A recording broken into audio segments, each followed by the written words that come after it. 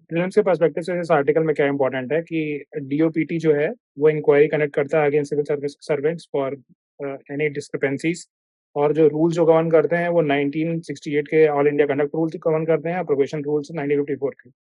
और इस आर्टिकल में जो दे रखा है वो मेंस के पर्सपेक्टिव से ज़्यादा इंपॉर्टेंट है, इंटीग्रिटी ऑफ सर्विस वगैरह की। और जैसे गिफ्ट अगर हम 25,000 से लेते हैं तो हमें गवर्नमेंट को बताना पड़ता है। फॉल्स इन्फॉर्मेशन इन्होंने दे रखी है, और प्रोबेशनरी ऑफिसर अगर इनके अगेंस्ट जो डीओपीटी में इंक्वायरी हुई और पाया गया कि हाँ ऐसा they have done some bad things, तो इन्हें किया जाएगा डिसचार्ज। और अगर एक्चुअल ऑफिसर जो अपॉइंट हो जाते हैं प्रोबेशन के बाद, जो कि एटलीस्ट 2 साल का पीरियड होता है जब लाभाश्रम में ट्रेनिंग चल रही होती है, तो एक्चुअल जो बन जाते हैं जिनको सर्विस अलॉट हो जाती है वो डिसमिस होते हैं उसके बाद।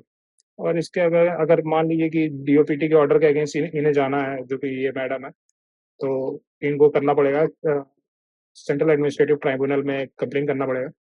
ये कौन से आर्टिकल में आता है आप ये बताइए मुझे जरा।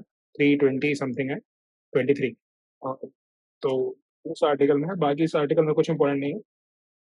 नेक्स्ट आर्टिकल पे चलते हैं। तो इस आर्टिकल में प्रीलिम्स के पर्सपेक्टिव से हमें डिस्कस करने के लिए क्या है कि जो फॉरेनर्स एक्ट है 1946 का, ये गवर्न करता है फॉरेनर्स को, जो कि अगर हमारी गवर्नमेंट आइडेंटिफाई करती है किसी को कि इसके पास डॉक्यूमेंट्स नहीं है रिक्वायर्ड और ये फॉरेनर है, तो वो ट्राई किए जाते हैं फॉरेनर्स एक्ट 1946 के अंदर। और इसका सेक्शन 9 जो है वो कहता है कि बर्डन ऑफ प्रूफ जो है पर्सन पर्सन पे लाई करता है, जो जिसे एक्यूज कर दिया है गवर्नमेंट ने कि तुम फॉरेनर हो, तो उसे प्रूव करना है कि वो फॉरेनर नहीं है। और दूसरी चीज़ जो है ये है, ये कॉलोनियल लेजिस्लेशन है, और 1964 में होम मिनिस्ट्री ने एग्जीक्यूटिव ऑर्डर के थ्रू एस्टेब्लिश किए थे foreigner tribunal to try foreigners.